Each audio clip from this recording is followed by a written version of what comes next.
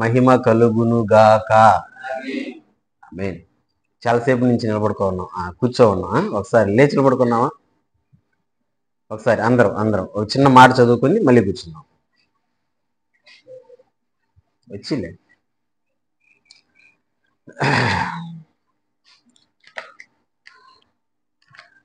కీర్తనల గ్రంథం, ఊరికే మీకు చదువు రాకపోయినా ఊరికే అక్కడ చెప్తా ఉండండి. కీర్తనల గ్రంథం 40వ కీర్తన, మొదటి వచనం, రెండవ వచనం. కీర్తనల గ్రంథం 40వ కీర్తన, మొదటి వచనం, రెండవ వచనం. యెహోవా కొరకు నేను సహనముతో కనిపెట్టుకొంటిని, ఆయన నాకు చెవియొగ్గి నా మొర్ర ఆలకించెను.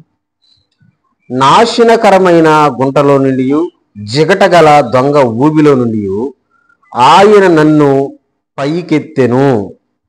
నా పాదములు బండ మీద నిలిపి నా అడుగులు స్థిరపరచెను. దేవుడు ఈ మాటను మనందరి వినికిడిలో దీవించును గాక. చిన్న ప్రార్థన చేద్దాం. మహాపరిశుద్ధుడైన తండ్రి, ప్రేమ కలిగిన ప్రభువా, జీవాధిపతివి, వందనాలు చెల్లిస్తున్నాను. మరొక అవకాశాన్ని, సమయాన్ని మీరు ఇచ్చారు. నీ సన్నిధిలో నిన్ను స్తుతించే భాగ్యాన్ని దయచేశారు. అందుని బట్టి కృతజ్ఞతలు. ఎంతమంది ప్రభువా ఈ మాటలు వింటున్నారో, ఈ వాక్యాన్ని చూస్తున్నారో అందరిని కూడా దీవించండి, బలపరచండి.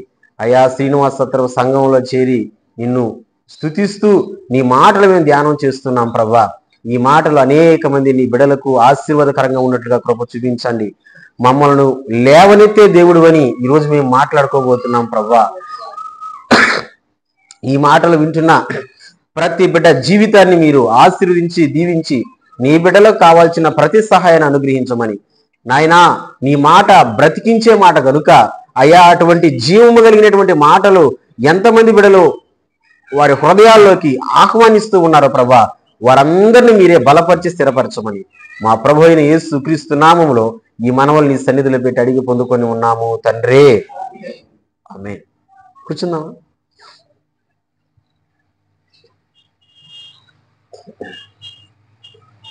తిరగకుండా దయచేసి ఫోన్లు ఉంటే వాటిని స్విచ్ ఆఫ్ చేసి కాసేపు జాగ్రత్తగా వినండి. ఈరోజు చాలా ఒక అమూల్యమైన ప్రసంగం మీ ముందర నేను పెట్టాలని నేను అనుకుంటున్నా.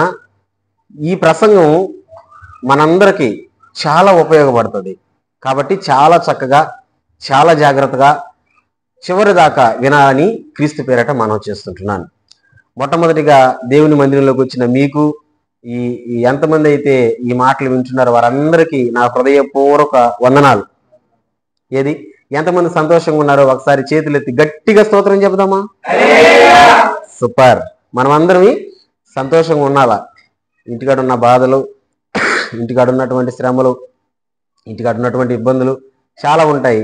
అయినా కానీ ఇంటికాడ ఉన్నవన్నీ పక్కన పెట్టి కాసేపు దేవుని సన్నిధిలో సంతోషంగా దేవుని మాటలు విందాం.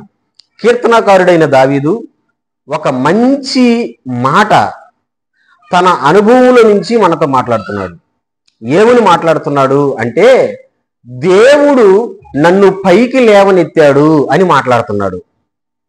దేవుడు నన్ను పైకి లేవనెత్తాడు అని దావీదు మాట్లాడుతున్నాడు. ఎక్కడి నుంచి లేవనెత్తాడు అంటే, 2వ వచనం చూడండి, నేను చదువుతున్నాను.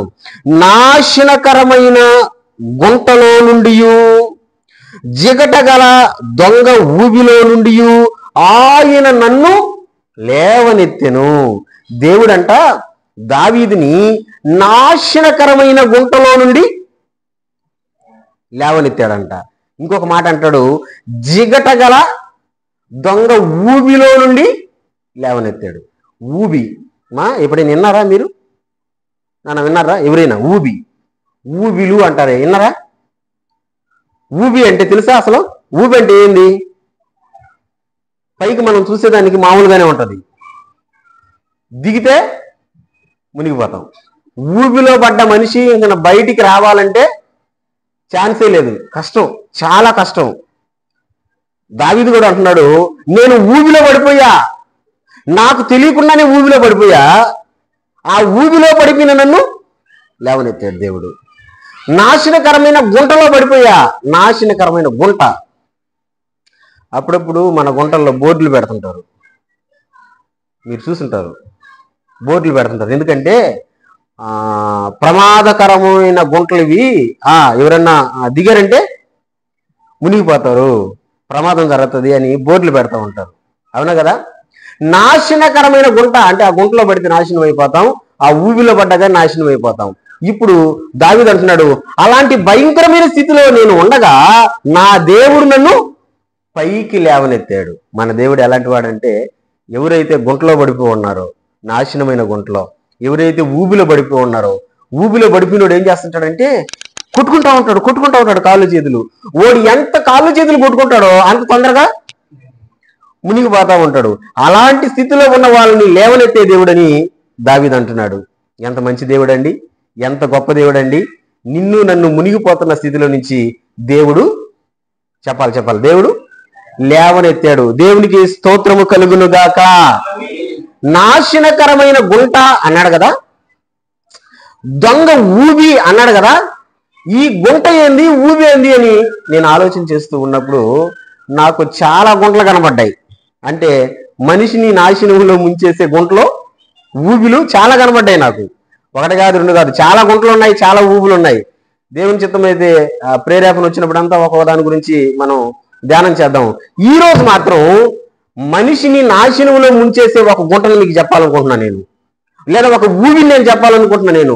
నిజంగా ఎవరైతే ఈ గుంటలో పడతారో, ఇప్పుడు చెప్పే గుంటలో, నిజంగా ఎవరైతే ఇప్పుడు నేను చెప్పేటువంటి ఊబిలో పడతారో వాళ్ళు పైకి రావడం అంటే చాలా కష్టం, చాలా కష్టం. నేనైనా సరే, నువ్వైనా సరే. కానీ పైకి రావాలంటే ఒకే ఒక్క మార్గం ఉంది. ఏంటి ఆ మార్గం అంటే, మనల్ని లేవనెత్తేవాడు దేవుడే.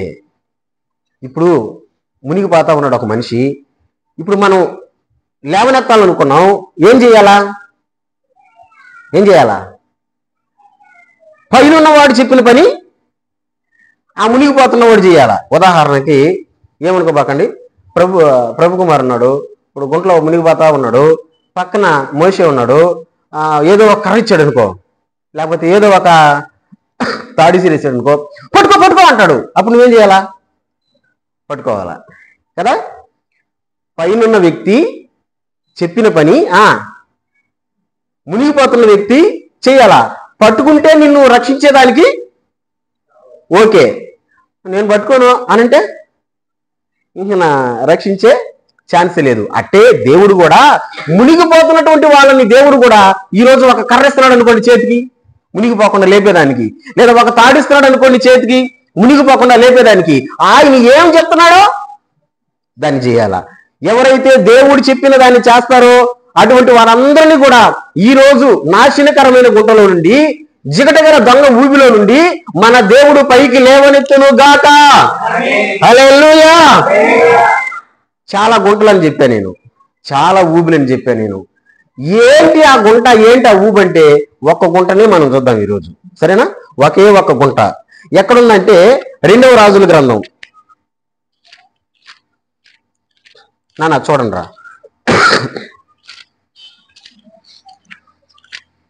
2వ రాజుల గ్రంథం 4వ అధ్యాయం 1వ వచనం. నేను చదువుతున్నాను, చాలా జాగ్రత్తగా వినాలా. 2వ రాజుల గ్రంథం 4వ అధ్యాయం 1వ వచనం. అంతటా ప్రవక్తల శిష్యులలో ఒకని భార్య, నీ దాసుడైన నా పెనిమిటి చనిపోయిను, అతడు యెహోవా యందు భక్తి గలవాడే ఉండినని నీకు తెలిసే ఉన్నది. ఇప్పుడు అప్పులవాడు నా 2 కుమారులు తనకు దాసులుగా ఉండుటకై వారిని పట్టుకుని పోవుటకు వచ్చి ఉన్నాడని ఎలీషాకు మొర్ర పెట్టగా. ఒక గుంట కనబడింది మనకి ఇక్కడ. విన్నారా? నేను చదివేటప్పుడు వాక్యం విన్నారా? వాక్యం వింటే ఆ గుంట ఏందో మీరు చెప్పేస్తారు. ఇప్పుడు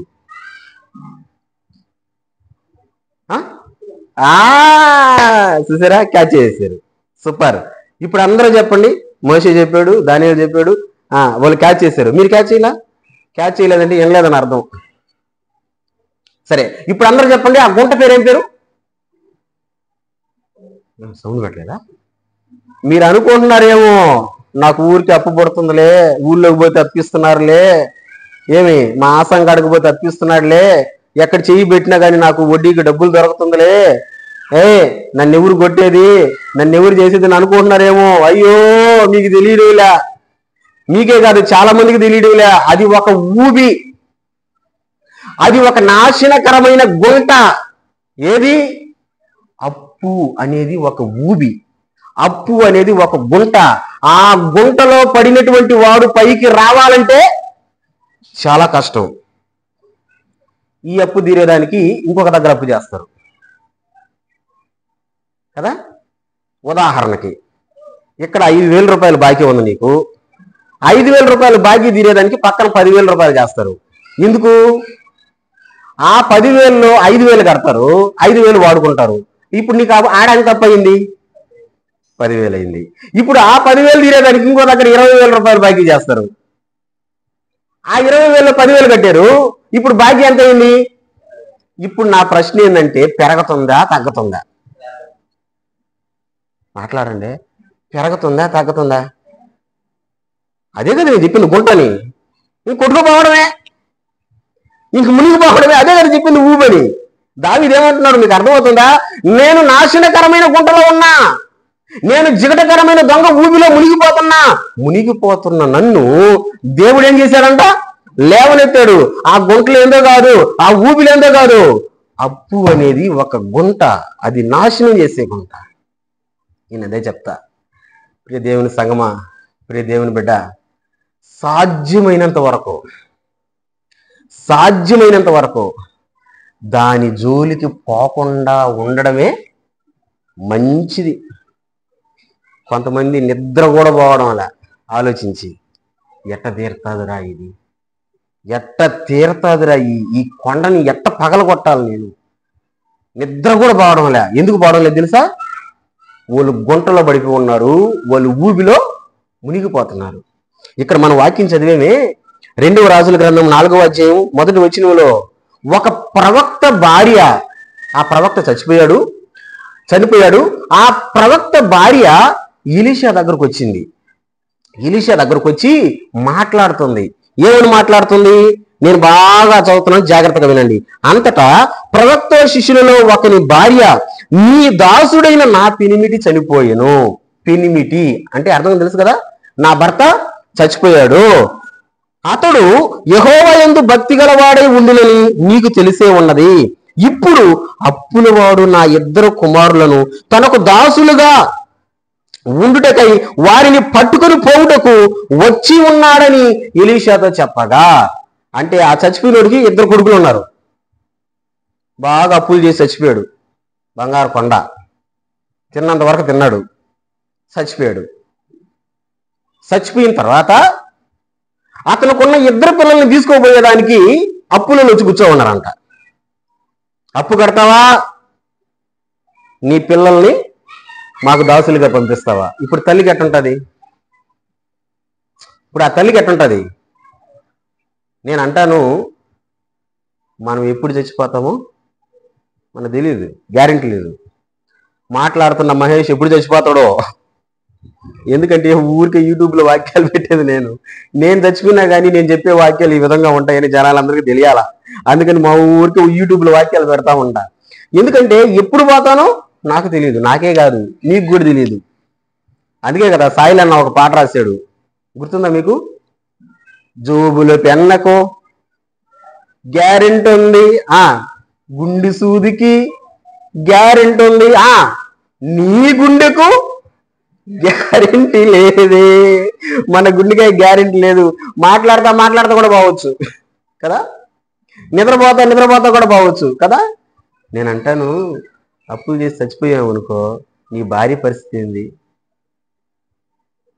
నీ పిల్లల పరిస్థితి ఏంది, ఎట్ట తీరవాలా, ఎట్ట తీరుస్తారు? అప్పులు వదలతాడు అంటావా? వదలడు.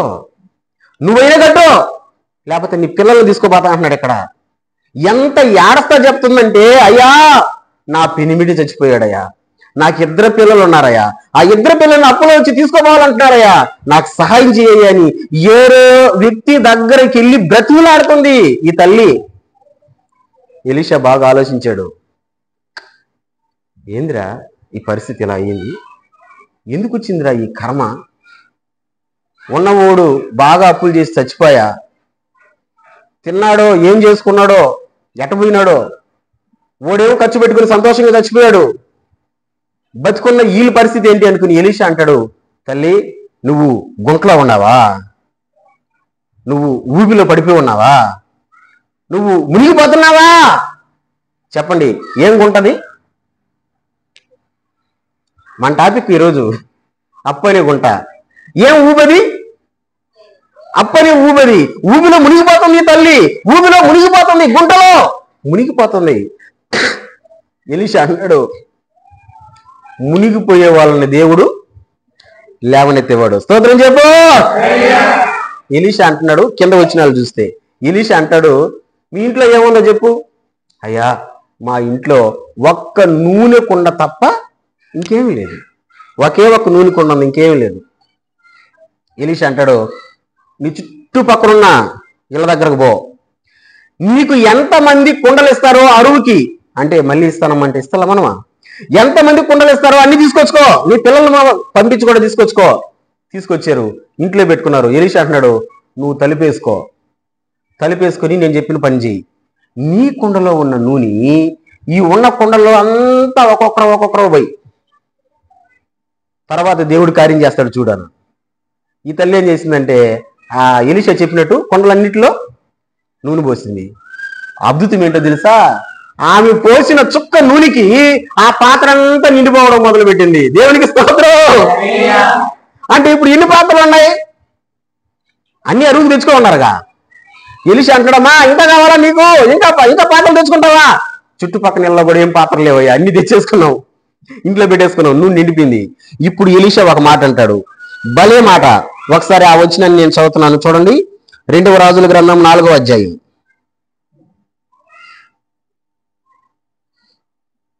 6వ వచనం.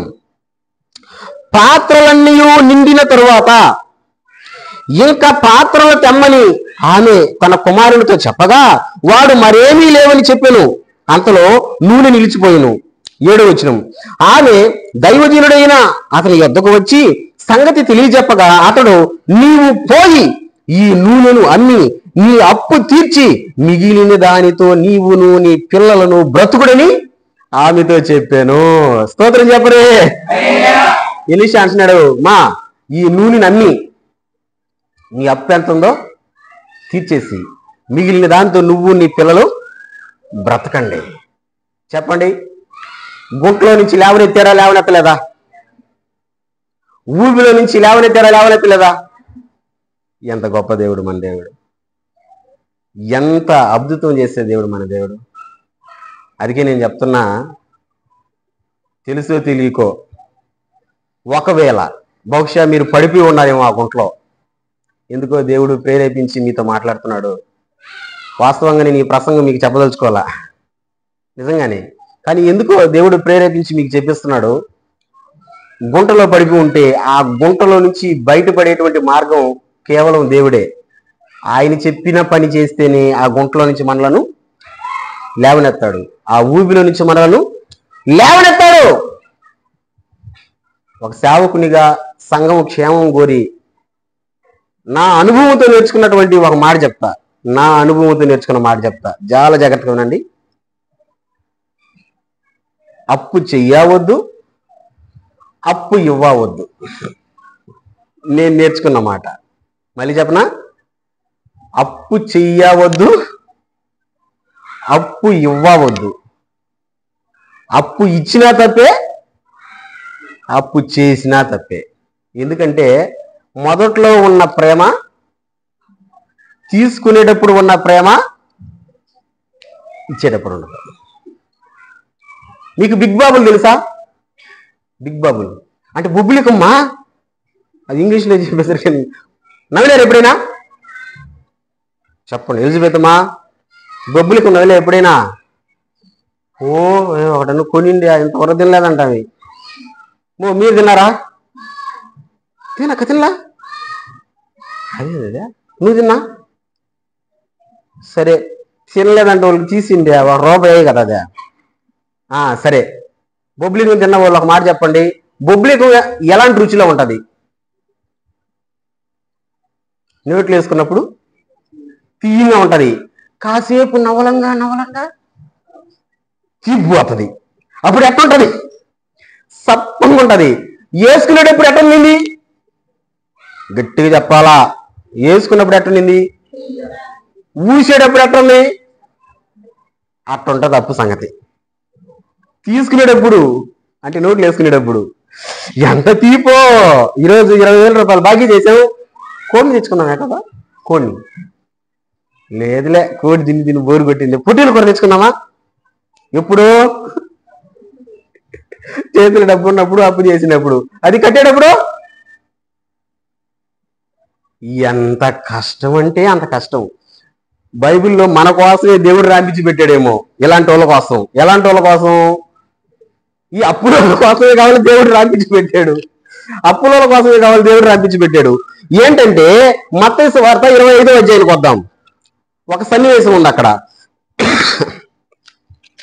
మత్తయి సువార్త 25వ అధ్యాయానికి వద్దాం. 25వ అధ్యాయంలో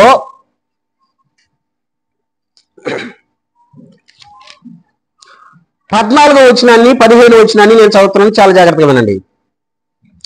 ఒక మనుష్యుడు దేశాంతరమునకు ప్రయాణమై తన దాసులను పిలిచి తన ఆస్తిని వారికి అప్పగించినట్లుండును. 15వ వచనం, అతడు ఒకనికి 5 తలాంతులను, ఒకనికి 2, ఒకనికి 1 ఎవరి సామర్థ్యము చొప్పున వానికిచ్చి వెంటనే దేశాంతరము పోయెను. ఒక యజమానుడంట ఒక ముగ్గురిని పిలిచి వాళ్ళకు తన ఆస్తిని ఇచ్చాడంట. వినాలి, తన ఆస్తిని అంటే డబ్బులు ఇచ్చాడు. ఎంత డబ్బులు ఇచ్చాడు? ఒకడికి 5 దేనారాలు.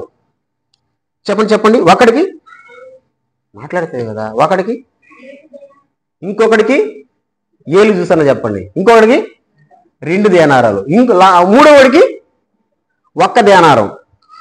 దేనారం అంటే 3,600. 1 దేనారం అంటే ఎంత డబ్బులు? 3,600. ఇప్పుడు 5 దేనారాలు అంటే ఎంత డబ్బులు? ఏ లెక్కలు అడిగితే మాట్లాడ, నేను చెప్తాలే. 18,000. 5 దేనారాలు అంటే ఎంత? 18,000. ఇప్పుడు 2 దేనారాలు అంటే ఇది చెప్పేస్తారులే, 3,600. 3,600 7,200. లెక్కలేరు మీరు ఎప్పుడా? బాగొచ్చు మీకు. నేనన్న 10th క్లాసులో లెక్కల్లో బాగా తెలిపిననేమో కానీ 1 మార్కులో మీకెందుకు రావు? బాగొచ్చు.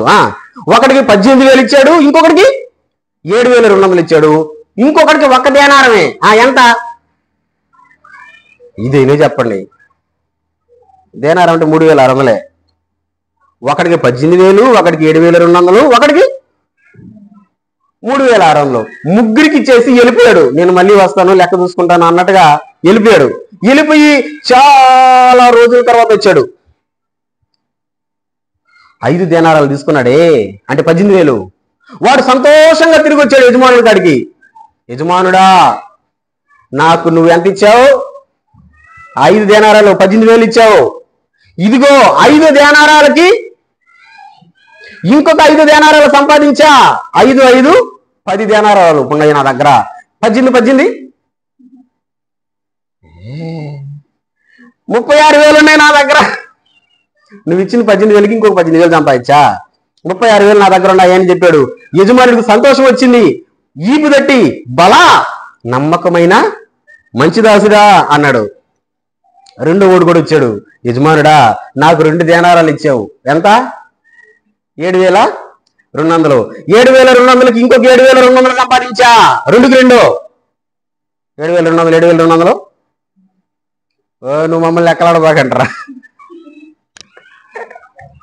14,400. సంతోషించాడు. ఇప్పుడు యజమానుడు అయిపోతున్నాడు. ఒక్కటిచ్చిపోయినాగా ఓడు కూడా ఒకటికి ఇంకొకటి సంపాదించుకున్నాడు. యజమానుడు ఎక్కడరా ఈడని చూస్తున్నాడు. యజమానుడు వచ్చాడా అని చెప్పి ఈ 1 దేనారం తీసుకున్నవాడు అంటే 3,600 తీసుకున్నవాడు ఈ డబ్బులు ఏం చేసి పెట్టున్నాడంటే, ఓడు ఎప్పటికైనా వస్తాడు. ఇచ్చినోడు వదలతాడా? సచిపోయినగానే వదలలేదు కదా. 2వ రాజుల గ్రంథం 4వ అధ్యాయంలో సచిపోయినగానే వదలలేదు కదా. కొంతమంది భలే బెదిరిస్తారు. అప్పిచ్చేటప్పుడా చచ్చిపోయేటట్టున్నా నీ దెబ్బకు నేను. ఎవరు దెబ్బకంట? ఓరే, అప్పు ఇచ్చినప్పుడు అప్పు తీర్చబలా, టైంకి తీర్చబలా. పని టైం మిస్ అయిపోయింది, ఒక వాయిదా కాకపోయినా రెండో వాయిదా తీర్చబలా. బుద్ధి లేవాడా? మళ్ళీ బాడీ డైలాగ్ ఒకటి, నీ అప్పుకు నేనేమన్నా బుట్టున్నానా? నాకు తెలిసి చాలా మంది ఏమనుకుంటారంటే, హృదయంలో మాట రికార్డింగ్ అవుతుంది అయితే మందిలే, హృదయంలో ఏమనుకుంటారంటే అప్పు ఇచ్చినోడు చచ్చిపోతే బాగున్నబ్బా, అప్పుడు ఇంక అప్పు కట్టాల్సిన పనే లేదు. అవునా కాదా? అరే, చచ్చిపోయిన కానీ వదలలే చూడు. 2వ రాజుల గ్రంథం 4వ అధ్యాయంలో భర్త చచ్చిపోయిన భార్యని అడగలా, భార్య చచ్చిపోయిన పిల్లల్ని అడగరా? చాలా మంది ఇలాగ డైలాగులు వేస్తారు, తీసుకునేటప్పుడు బాగా తీసుకుంటారు. అదే నేను ఇందాక బొబ్బిలితో పోల్చి చెప్పేదాన్ని బిగ్ బాబులతో. నోట్లు వేసుకునేటప్పుడు ఊసేటప్పుడు ఈ ఒక్కడు కూడా ఏం చేసినట్టు భూమిలో దాచిపెట్టినాడు అంట దాన్ని జాగ్రత్తగా 3600 దాచిపెట్టి యజమానుడు రాగానే ఆ దాచిపెట్టినటువంటి తలాన్ని తీసుకొని వచ్చి యజమానుడికి ఇస్తున్నాడు.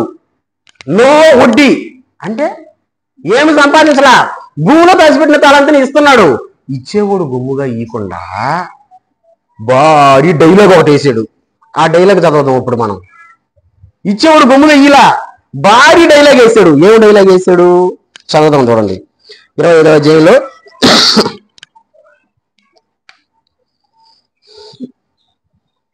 24వ వచనం. తరువాత ఒక తలాంతు తీసుకుని వాడు వచ్చాడు. అయ్యా అంటే అక్కడ దాకా బాగున్నమాట. అయ్యా, ఓ అయ్యా అంటే గౌరవం. అయ్యా ఆడ కామా ఉంది అక్కడ, అంతే, ఆడతా ఆ మాట అయిపోయింది. ఇప్పుడు అసలైన డైలాగ్ వస్తుంది చూడండి. నీవు విత్తని చోట కొయ్యవాడువును. ఎలాంటోడంట? డబ్బులు ఇచ్చినోడు. ఎలాంటోడంట? నీవు విత్తని చోట కొయ్యవాడువును అంటే నువ్వు అసలు ఏమి విత్తకుండా కోసే రకం అంటే అర్థం ఏంది? మీకు క్లారిటీ వస్తుంది చూడండి. ఇంకొక మాట, చల్లని చోట పంట కూర్చుకుని వాడునైనా అంటే ఎక్కడ కూరుస్తాడంట పంటని? పంట కూర్చుకుని వాడినైనా. ఇప్పుడు అసలండి ఇలాగు కఠినుడు అని నేను ఎరుగుదును. అమ్మో, తీసుకునేటప్పుడు బాగా తీసుకొని ఈడా ఇచ్చేటప్పుడు ఏమడుగుతున్నావు చూడండి. నువ్వు విత్తన చోట కొయ్యి వాడును, చల్లని చోట పంట కూర్చుని వాడినైనా కఠినుడు అని నేను ఎరుగుదును. వీడికి తెలుసంట ఆ యజమానుడు ఎలాంటోడంట, కఠినుడు అని తెలుసంట. తిడుతున్నాడు మా, తిడుతున్నాడు. ఎవరినా? ఓ చెప్పండి మా, చెప్పండి గట్టిగా. ఎవరినమా? ఏమంటున్నాడు? ఎంతమంది ఉన్నారు ఈ రోజున పార్టీ వల్ల?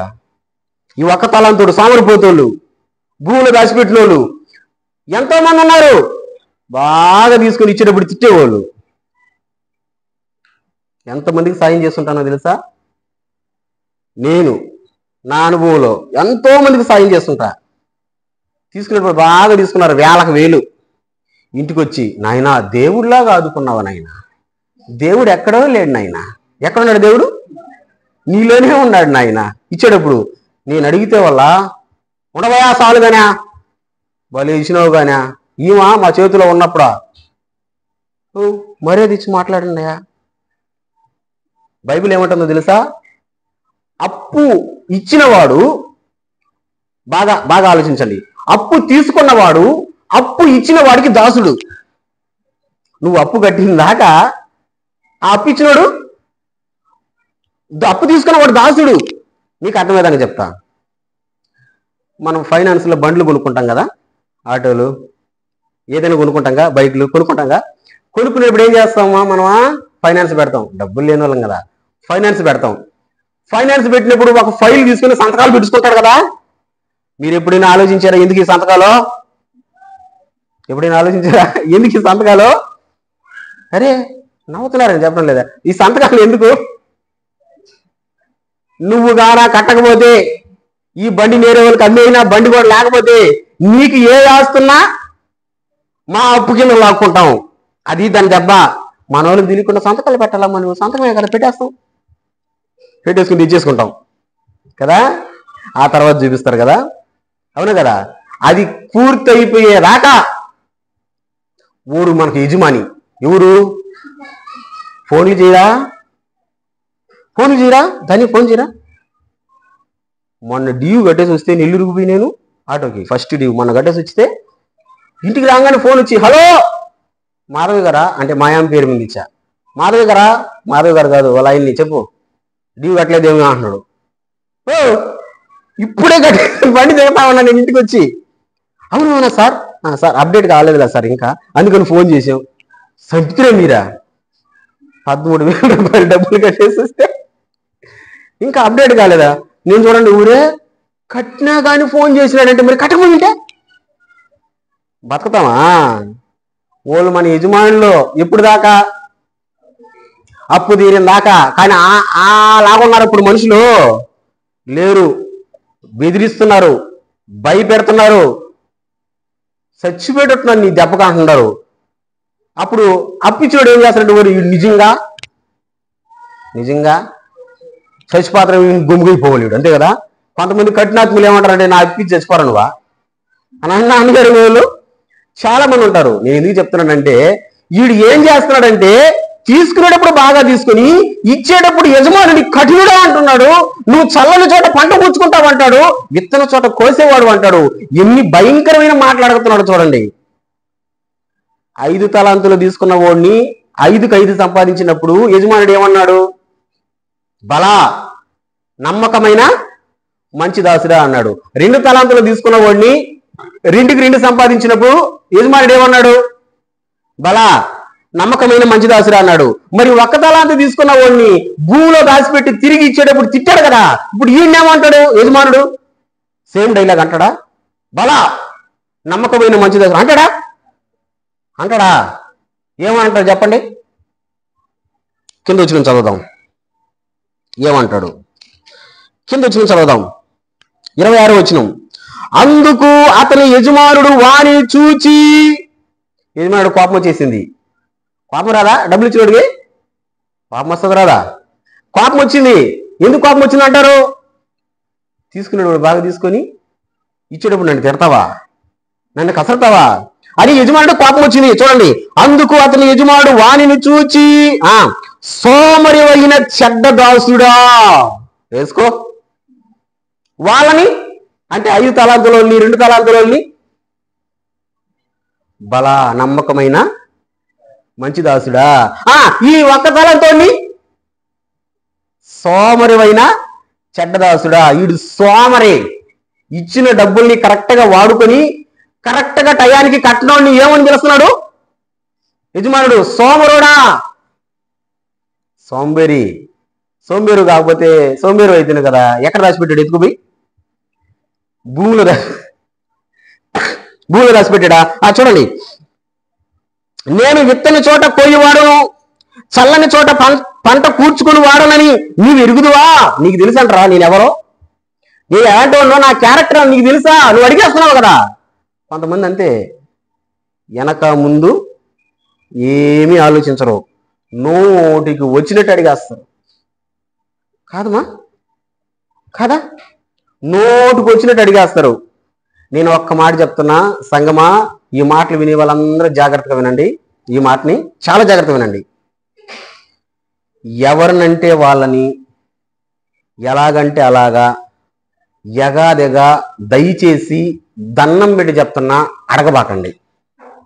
ఎందుకంటే మనం మాట్లాడే ప్రతి మాటకి ఒకరోజు దేవుని దగ్గర లెక్క చెప్పాలి. నేను తుసక్కని దానియేలుని అడిగినా సరే, యాకోబుని అడిగినా సరే, మోషేని అడిగినా సరే, మీలో ఎవరిని అడిగినా సరే, ఎవరిని భూమి మీద ఎవరిని అడిగినా సరే, తుసక్కని కారణం లేకుండా ఆ మాటకి దేవుని దగ్గర ఒక రోజు లెక్క చెప్పాలా. మనం ఆయన సింహాసనం దగ్గరికి వెళ్ళినప్పుడు దేవుడు అడుగుతాడు, ఏరా పలానా రోజు ఈ విధంగా అడిగేవు, నువ్వు ఎందుకు అడిగావు అంటాడు. ఆ మాటకి లెక్క చెప్పాలి మనం. నా మాట కాదు ప్రియులరా, దేవుని వాక్యంలోనే చాలా స్పష్టంగా ఉంది. మత్తయి సువార్త 12వ అధ్యాయంలో చూడండి, ఆ మాట నేను చూపిస్తా. మత్తయి సువార్తలో 12వ అధ్యాయం 36వ వచనం చూడండి. 12వ అధ్యాయం 36 చూడండి. నేను మీతో చెప్పినదేమనగా మనుష్యులు పలుకు వ్యర్థమైన ప్రతి మాటను గురించి విమర్శ దినమున లెక్క చెప్పవలసి ఉండును. విమర్శ దినం అనేది ఒక దినం ఉంది. నువ్వు మాట్లాడే ప్రతి పనికి మాలిన మాటకి ఏం చేస్తారంట? లెక్క చెప్పాల. ఈరోజు మీరు సంఘస్థులేని తుసకని నేను ఒక మాట అడిగినా నేను లెక్క చెప్పాలా? మీ పాస్టర్ని మీరు తుసకని ఒక మాట అడిగినా లెక్క చెప్పాలా? ఎవరిని అడిగినా ఒక రోజు విమర్శ దినం ఉంది. ఆ విమర్శ దినమున ప్రతి ఒక్కరూ చెప్పండి దేవుని దగ్గర లెక్క చెప్పాలి. ఇది సత్యం. అందుకే నేను చెప్తున్నాను, తుసక్కని దయచేసి ప్లీజ్ ఎవరిని కూడా మనం మాట్లాడకూడదు. ఒక సామెత ఒకటి ఉంది, దెబ్బైనా మాసిపోద్దేమో కానీ మాట మాత్రం మాసిపోదు, ఎప్పటికీ నిలబడే ఉంటుంది. మళ్ళీ చెప్పనా, దెబ్బైనా మాసిపోద్ది. నీకు ఒక దెబ్బ తగిలిందంటే కొన్ని రోజులకి అది మాయమైపోద్ది, మాసిపోద్ది, కానీ అడిగిన మాట మాసిపోదు. అందుకని చాలా జాగ్రత్తగా ఉండాలి. వీడు ఎట్లా అడుగుతున్నాడంటే యజమానిని డబ్బు తీసుకునేటప్పుడు తీసుకొని, తలాంతో తీసుకున్నప్పుడు తీసుకొని, తిరిగి ఇచ్చేటప్పుడు ఈ విధంగా అడిగినందువల్ల యజమానుడి కోపం వచ్చింది. కోపం వచ్చి అంటున్నాడు, సోమరువైనా చెడ్డదాసుడా, నేను విత్తన చోట కొయ్యవాడను, చల్లని చోట పంట కూర్చుకుని వాడనని నీవు ఎరుగుదువా? 27 వచనం. అట్లయితే నీవు నా సొమ్ము సాహుకారుల యొద్ద ఉంచవలసి ఉండెను, నేను వచ్చి వడ్డీతో కూడా నా సొమ్ము తీసుకుందునే అని చెప్పాడు. అంటున్నాడు, నీకు భయం అయి ఉంటే నువ్వు వాడలేదు కదా, నా డబ్బు నీవుకన్నా సాహుకారుని దగ్గర పెట్టుంటే నేను వచ్చినప్పుడు ఇప్పుడు వడ్డీతో సహా తీసుకుందును కదా అని అంట. ఇప్పుడు శిక్ష వేశాడు చూడండి. శిక్ష 29 వచనం. శిక్ష లేకపోతే 30 వచనం చదివేస్తున్నాం చూడండి. మరియు పనికి మాలిన ఆ దాసుని ఏమంటున్నాడు యజమానుడు? పనికి మాలిన ఆ దాసుని వెలుపడి చీకటిలోనికి త్రోసివేయుడి, అక్కడ ఏర్పుడును పండ్లు కురుకుటయు ఉండును. ఎగదేగా మాట్లాడాడే, తోసిండ్రే ఒడినా చీకట్లోకి, అంటే పాతాళంలోకి దోసియండి. అక్కడ ఏముంటాయంట? ఏడుపు పండ్లు కొరుకుతా ఉండును. బిడ్డ ఉన్నారా? ఉన్న వాళ్ళందరూ స్తోత్రం చెప్పండి. యజమానుడికి కోపం తెప్పించాడు. అందుకే నేను నా జీవితంలో నుంచి, నేను అనుభవించినటువంటి నా జీవితంలో నుంచి నేను మీకు ఒక మాట చెప్పా. ఏం మాట చెప్పాను చెప్పండి? ఎప్పటికి మర్చిపోకూడదు. నేను చచ్చిపోయినా కానీ, మీరు బతుకున్నా కానీ ఎప్పటికి మర్చిపోకూడదు ఈ మాటని. ఏంటా మాట? ఇప్పుడు చెప్పిందే. ఏం మాట? అప్పు ఇవ్వవద్దు, అప్పు చెయ్యవద్దు. మీరు అనొచ్చు, అప్పు చేయకపోతే ఎట్ట సారా, కొన్నిసార్లు తప్పదు కదా అని. దానికి కూడా ఒక చిన్న సూత్రం చెప్తా. దానికి కూడా తీసుకోండి. తీసుకున్నప్పుడు నీ సామర్థ్యం ఎంత ఉందో అంతే తీసుకోండి. ఇప్పుడు యజమానులకు తెలిసే కదా, ఒకడికి 5 తలాంతులు అంటే ఎక్కువ డబ్బులు ఇచ్చాడు, ఒకడికి 2 తలాంతులు తక్కువ డబ్బులు ఇచ్చాడు, ఒకడికి 1 తలాంతు. అంటే నీ సామర్థ్యం ఎంత ఉందో అంతే తీసుకోవాలా. అర్థమైందా? ఆ ఇచ్చేటప్పుడు కూడా ఎట్లా ఉండాలా? యేసయ్య అన్నాడు, కుడి చేతితో ఇచ్చేది చెప్పరా, కుడి చేతితో ఇచ్చేది నువ్వు చేసే ధర్మం అయినా తీర్చే అప్పు అయినా నువ్వు ఎంత నైస్గా తీసుకుంటావో, ఎంత సైగ్గా తీసుకుంటావో అంతే సైగ్గా అంతే నైస్గా ఇవ్వాలి. అది నీ సామర్థ్యం ఉంటే. నేను అదే చెప్తా చాలా మందికి, మా ఇంట్లో వాళ్ళకి కూడా అదే చెప్తా. నిజంగానే మా అమ్మా నాయనకి కానీ అదే చెప్తా. ఏం చెప్తానంటే, నువ్వు అప్పు తీసుకున్నప్పుడు దాన్ని తీర్చగలనే సత్తా నీకుంటే, దాన్ని టైంకి కట్టగలనే సత్తా నీకుంటే తీసుకో, లేకపోతే తీసుకోబాక. చాలా మంది ఒక డైలాగ్ అంటారు, నాకు అస్సలు నచ్చదు ఈ డైలాగా. ఏంది డైలాగ్ అంటే, అప్పు చేస్తున్నారు కదా, ఫైనాన్స్ పెడుతున్నారు కదా, ఎట్ట కడతారా అని అంటే, ఎట్టో కట్ట. చెప్పండి, డైలాగ్ చెప్పండి. మీరు అనరా? ఏమంటారు? ఎట్టో కట్ట. చెప్పండి భలే ఉంటుంది అన్నమాట. నాకు నచ్చని మాట. మీరు అనండి, ఎట్ట కడతారు అప్పు? ఎట్టో కట్ట కట్టబల్లే ఎట్ట అదే ఎట్ట కట్టే. ఎట్ట ఎట్టో కట్టానా అంటే అది నాని వ్యవహారం. అది అంటే ఎట్ట కట్టాలో నీకే తెలియదు. ఇప్పుడు దానియల్ అన్నాడు, ఎట్ట కడతావు దాని అని అంటే దానియల్ ఏమంటాడా? సార్ నేను ఆటోదాలు కడతాను అంటాడు కదా. అంతే కదా, క్లారిటీ ఉంది. క్లారిటీ ఉందా లేదా? లేదా మనిషి నువ్వు ఎట్ట కడతావు అని అన్నాను అనుకో, నేను వ్యవసాయం చేసి కడతాను అంటాడు. క్లారిటీ ఉంది. క్లారిటీ లేదు, వీళ్ళు ఏం చేస్తారు? ఎట్ట కడతావు డైలీ చెప్పండి. ఎట్టో కట్ట, నీ తలకాయ ఎట్టా కట్టలేవు. అది నేను అంటాను, సామర్థ్యం ఉన్నప్పుడే అప్పు చేయాలా, సామర్థ్యం ఉంటేనే తీసుకోవాలా. నేను అదే చెప్తున్నాను ప్రియ దేవుని బిడ్డ, అప్పు అనేది ఒక శాపం. దేవుడు ఏమన్నాడంటే మనల్ని చూడండి, ఒక మాట చూద్దాం. ద్వితీయోపదేశకాండం 15వ అధ్యాయం. దేవుడు ఏమన్నాడంటే మనల్ని, ఒక మాట చూడండి. ద్వితీయోపదేశకాండం 15వ అధ్యాయం 6వ వచనం చూద్దాం. ద్వితీయోపదేశకాండం 15వ అధ్యాయం 6వ వచనం చూద్దాం. ఏలయనగా నీ దేవుడైన యెహోవా నీతో చెప్పి ఉన్నట్లు నిన్ను ఆశీర్వదించును గనుక నీవు అనేక జనములకు అప్పిచ్చెదవు గాని అప్పు చేయవు. ఒకసారి నా మాట చెప్పండి, ఈ మాట అందరూ చెప్పండి. అనేక జనములకు, సౌండ్ పెట్టండి, అనేక జనములకు అప్పిచ్చెదవు గాని అప్పు చేయవు. రివర్స్లో చెప్పండి. రివర్స్లో అంటే బైబిల్ వాక్యం అది. ఏంది? మనం అప్పు ఇచ్చే రేంజ్లో ఉండాలా, అప్పు చేసే ఉండకూడదు, ఆ విధంగా ఉండకూడదు. ఇప్పుడు రివర్స్లో చెప్పమన్నా ఆ మాటని. ఎట్టా? మేము అందరికాడకు పోయి అప్పు చేస్తాం కానీ అప్పు మాత్రం ఇయ్యలేము. ఎట్టిస్తావు? నీకేలే ఇచ్చేదానికి కదా, అవునా కదా? నీకేలాది ఇచ్చేదానికి నువ్వు ఎట్టేస్తావు ఇంకా, అవునా కదా? లేనివాడి కాడికి వచ్చి అడిగితే ఓడిస్తాడా? వాడు భారీ డైలాగ్ ఒకటి వేస్తాడు, ఆకులు నాకేవాడు ఒకడైతే వాడు మూతులు నాకేవాడు ఇంకొకడంట నాకే లేక ఏడస్తున్నాయాడా, మళ్ళీ ఈడుచ్చి నాకు అప్పిమంటాడే. మన దేవుడు అంటున్నటువంటి మాట ఏంటో తెలుసా? అనేక జనములకు అప్పిచ్చదు కానీ అప్పు చేయు. నేను మళ్ళీ చెప్తున్నా, దేవుని జనాంగమా, దేవుని బిడ్డలారా, అప్పు అనేది ఒక నాశనం చేసే గుంట. అప్పులో పడి చాలా మంది ఆత్మహత్యలు చేసుకున్న వాళ్ళు ఉన్నారు. అప్పులో పడి చాలా మంది ఊర్లు వదిలేసి వెళ్ళిపోయిన వాళ్ళు ఉన్నారు. ఎందుకంటే అయ్యా ఈ ఊర్లో మేము బతకలేకపోతున్నాం. ఎందుకు బతకలేకపోతున్నాం అంటే చుట్టూరు ఎంజాయ్ చేసుకున్నాం. మేము ఎన్ని ఊర్లు తిరిగామో తెలుసా? మేము నేను చిన్నప్పుడు నాకు తెలిసిన ఊర్లు చెప్తా. నాకు తెలిసిన ఊర్లు, ఫస్ట్ మేము నరుకూరులో ఉన్నాం, నాకు తెలిసిన ఊర్లు. ఆ తర్వాత రామతీర్థంలో ఉన్నాం, ఆ తర్వాత మైపాడులో ఉన్నాం, ఆ తర్వాత ప్రకాశం జిల్లాలో కొత్తపట్నం అనే ఊరు ఉంది.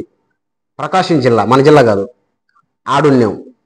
ఆ తర్వాత నాకు తెలిసిందే చెప్తున్నా, తుమ్మలపెంట అనే ఒక ఊర్లో ఉన్నాం, కావల దగ్గర ఉన్నాయి తుమ్మలపెంట. ఇంకేదైనా మర్చిపోయినా నాకు తెలియదు. ఇప్పుడు గంగనపాలెం. అంటే ఎన్ని ఊర్లు వచ్చాం? 6వ ఊర్లో ఉన్నాం. 5 ఊర్లు ఎందుకు వదిలేసామంటారు? మా నాన్నగారు చేసిన మహాభాగ్యం.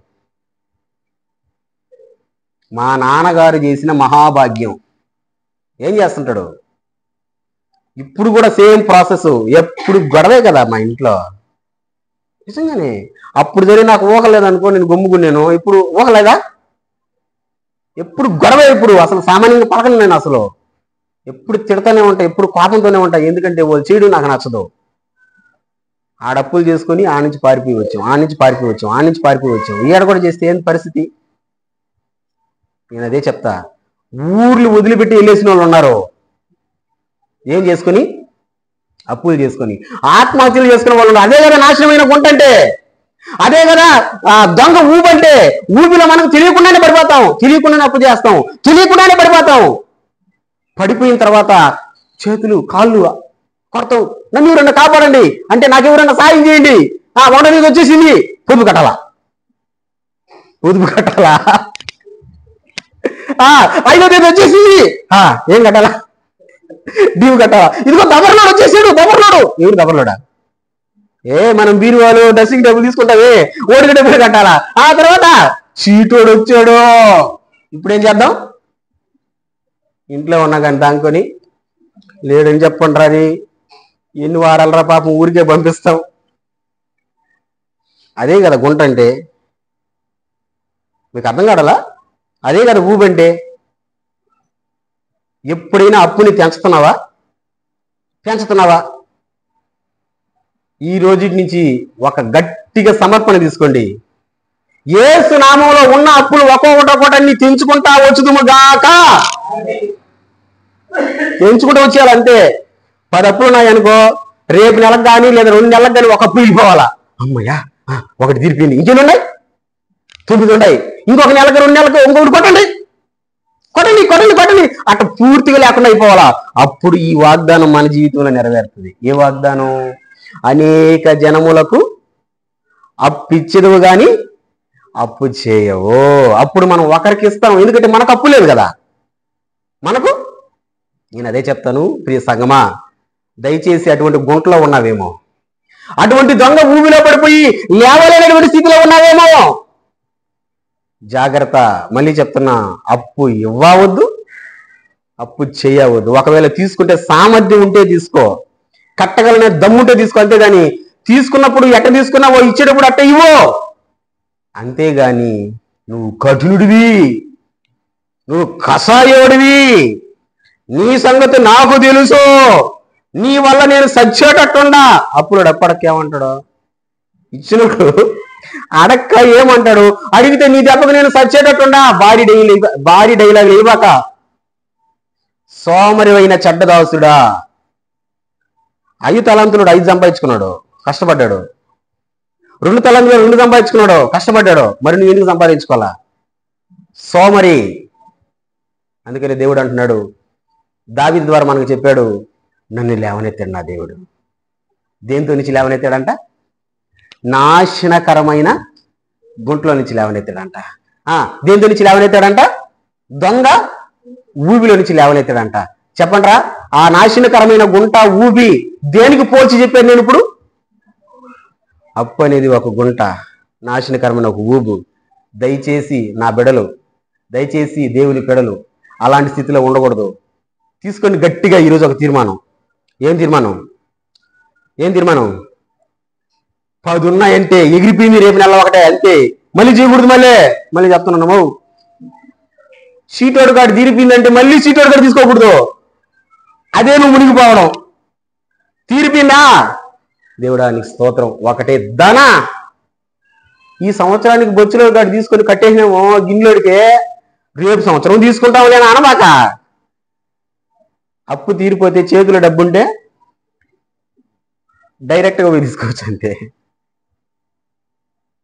దావీదును లేపిన దేవుడు మనలను కూడా లేపుతాడు. ఆయన చెప్తున్నాడు ఈరోజు, మునిగిపోతాడు నీకు ఒక కర్రపొలు వచ్చాడు అనుకో నీ చేతికి, మునిగిపోతాడు నీకు ఒక తాడు ఇచ్చాడు అనుకో నీ చేతికి, ఆ మునిగిపోతాడు నిన్ను పైకి లేపాలని ఆయన అంటున్నాడు. ఆయన చెప్తున్నాడు. ఆయన చెప్పినట్టు నువ్వు చెయ్యాలి. మునిగిపోతున్న వాడివి చేస్తేనే నిన్ను లేపగలడు ఆయన. నేను చెయ్యను అన్నావు అనుకో, నిన్ను ఎవరు? నేను పట్టుకోనయ్యా దాన్ని, నేను ఎందుకు పట్టుకుంటాను అన్నావు అనుకో, నిన్ను ఇంకేమి కాపాడలేరు.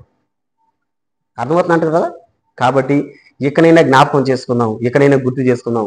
అప్పు అనే గుంటలో నుంచి, ఊబిలో నుంచి పైకి లేద్దాం. తీసుకున్న వాళ్ళకి ఎంతైతే తీసుకున్నామో అలాగే కడదాం. ఇచ్చేటప్పుడు శాపనార్థాలు పెట్టకూడదు దయచేసి, ఎందుకంటే వాళ్ళ కోపం వస్తుంది. ప్రతి మాట దేవుని దగ్గర లెక్క చెప్పాలా ఒకరోజు. నేనైనా సరే, నువ్వైనా సరే, ఎవరైనా సరే. కాబట్టి జాగ్రత్త పడదాం. ఈ గుంటలో నుంచి మమ్మల్ని లేపు దేవుడా అని ప్రార్థన చేద్దాం. ప్రతి ఒక్కరిని అప్పు అనే నాశనం అనే గుంటలో నుంచి, దొంగ ఊబిలో నుంచి మన దేవుడు లేవనెత్తునుగాక. ఈ మాటలు విన్న ప్రతి బిడ్డని దేవుడు దీవించునుగాక. ప్రార్థన చేద్దాం. తల వంచండి, సాధ్యమైతే మోకరించండి. విన్న వాక్యాన్ని బట్టి, ప్రభువా ఈరోజు మీ దాస్తుని నిలబెట్టి మీరు మాట్లాడిన అమూల్యమైన మాట, అప్పు అనేది ఒక గుంట, అప్పు అనేది ఒక ఊబి అని మీరు చెప్తున్నారు నాయన. 2 రాజుల గ్రంథం 4వ అధ్యాయంలో భర్త అప్పు చేసి చచ్చిపోయాడు, భార్యని పట్టుకున్నారు, పిల్లల్ని తీసుకోపోవాలనుకున్నారు. ఎంత బాధో! మేము ఎప్పుడు చచ్చిపోతామో మాకు తెలియదు ప్రభా. అప్పు చేసి చచ్చిపోతే మా భార్య, అప్పు చేసి చచ్చిపోతే మా పిల్లలు ఏం చేస్తారు ప్రభా? కాబట్టి ఈ గుంటలో నుంచి లేవనెత్తు, ఈ ఊబిలో నుంచి లేవనెత్తు. ఇచ్చేటప్పుడు బాగా తీసుకుంటున్నారు ప్రభా, తీసుకునేటప్పుడు తండ్రి ఇచ్చేటప్పుడు ఇచ్చిన వాడినే తిడుతున్నారు ప్రభా. నువ్వు కటియుడివి, నువ్వు కసాయుడివి, నీ దెబ్బకు మేము చచ్చేటట్టున్నామని ఈ మాటలు మా హృదయాన్ని గాయపరుస్తున్నాయి ప్రభా. నోటి మాటల చేత కలుగు నిప్పి నీకు తగలకుండా కాపాడుతానన్నవే. ఎంతో మంది నోటి మాటల ద్వారా మమ్మల్ని గాయపరుస్తున్నారు ప్రభా. జ్ఞాపకం చేసుకోండి. ప్రతి మాటకి నీ దగ్గర లెక్క చెప్పాలని నీవే మాట్లాడేవి కదయ్యా. జ్ఞాపకం చేసుకోండి. లేవనెత్తండి ప్రభా, సమర్పించుకోండి. ఒక్కొక్క అప్పు ఒక్కొక్క నెల లేదా 2 నెలలైనా ఎగిరిపోవాలా, లేదా 3 నెలలకైనా ఎగిరిపోవాలా. ఒక్కొక్కటి అనేక జనములకు అప్పిచ్చే స్థాయిలో మనం నిలబడాలా, అప్పు తీసుకునే స్థాయిలో కాదు. తెగిపోయిన దాన్ని ఇంకా మళ్ళీ తీసుకోబాక. జాగ్రత్త పడు. గుంటలో నుంచి దేవుడిని లేవనెత్తబోతున్నాడు.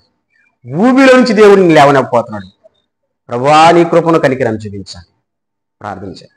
దాన్ని ప్రార్థన చేస్తాను.